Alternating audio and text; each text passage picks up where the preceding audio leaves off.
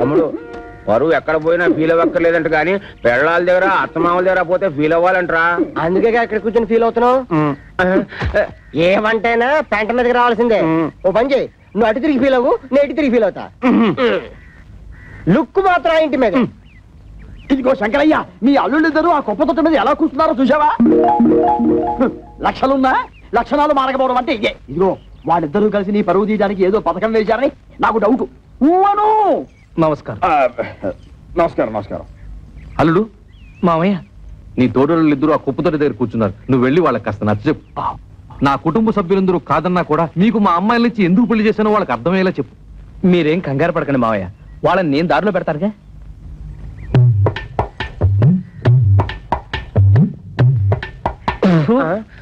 తేడా పాడా లేదన్నా ఉంటే లోపల కూర్చొని మాట్లాడుకోవచ్చు.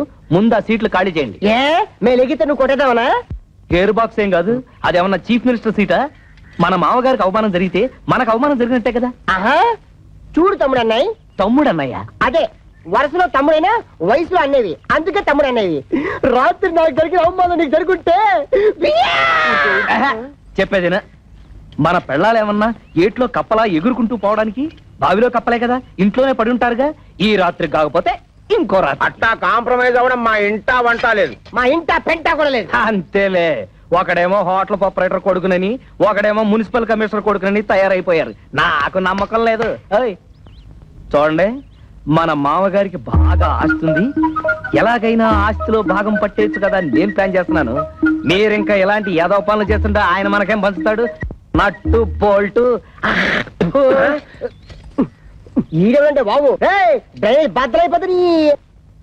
తమ్ముడు, నేను మాట్లాడితే పోపు మాడిపోద్ది అంటున్నాను, నువ్వు మాట్లాడితే డ్రైనేజ్ బద్దలైపోద్ది అంటున్నావు. కరెక్ట్. వీడేమో నట్టు బోల్టు అంటున్నాడు. అసలు వీడికి ఆటో షాప్ ఉన్నట్టా లేనట్టా? సార్, ఇక్కడ ఆటో డ్రైవర్ కృష్ణ ఇల్లెక్కడ సార్? ఆటో డ్రైవర్ కృష్ణవరబ్బా. అదేనండి, మొన్నే పెళ్ళైందని విన్నాను. శంకరయ్య గారు అల్లుడు. ఆయనతో మీకేం పని సార్? అతను తోలే ఆటోకి ఓనర్ నేనే. అంటే వాడికి సొంత ఆటో కూడా లేదన్నమాట? లేదండి, నా దాంట్లో ఒకటి అద్దెకిచ్చాను. పెళ్లి పేరుతో కనబడడం మానేశాడు, అందుకని. ఇదిగో అక్కడ బట్టలు పడుతూ ఒక అమ్మాయి, ఆవిడే ఆటో డ్రైవర్ కృష్ణ గారి భార్య. ఆవిడ అడిగితే ఆటోగ్రఫీ అంతా చెప్తుంది.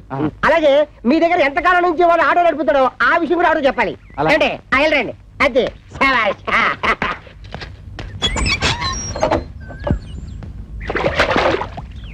అమ్మా, ఓసారి మీ వారిని పిలుస్తారా?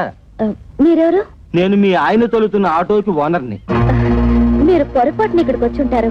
మా ఆయన ఆటో డ్రైవర్ కాదు, ఆటోమొబైల్ షాప్ ఓనర్. లేదమ్మా, గత 5 ఏళ్లుగా నా ఆటోనే తోలుతున్నాడు.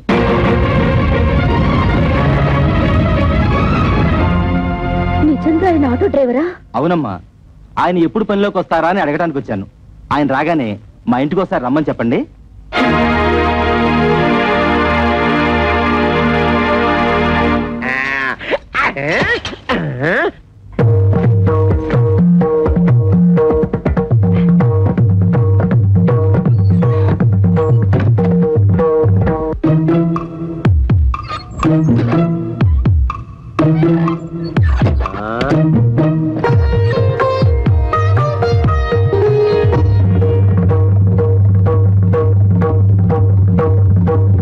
ఆటో తోలుకునే మీరు ఆటోమొబైల్ షాప్ అని నాతో ఎందుకు అబద్ధం చెప్పారు? చెప్పండి, ఎందుకు అబద్ధం చెప్పారు?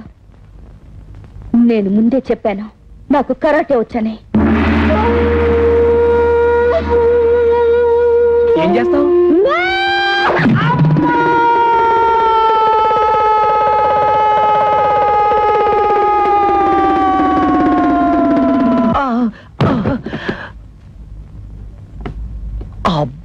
అబ్బా, తళ్ళు తిరిగిపోయేటట్టు ఇంత గట్టిగా తొట్టావేంటి?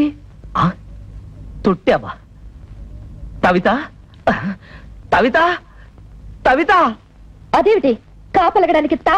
తోపంతో తొట్టావుగా, తా పోయింది. అందుతే తా బదులు తా పలుకుతోంది. తరాటే దెబ్బ.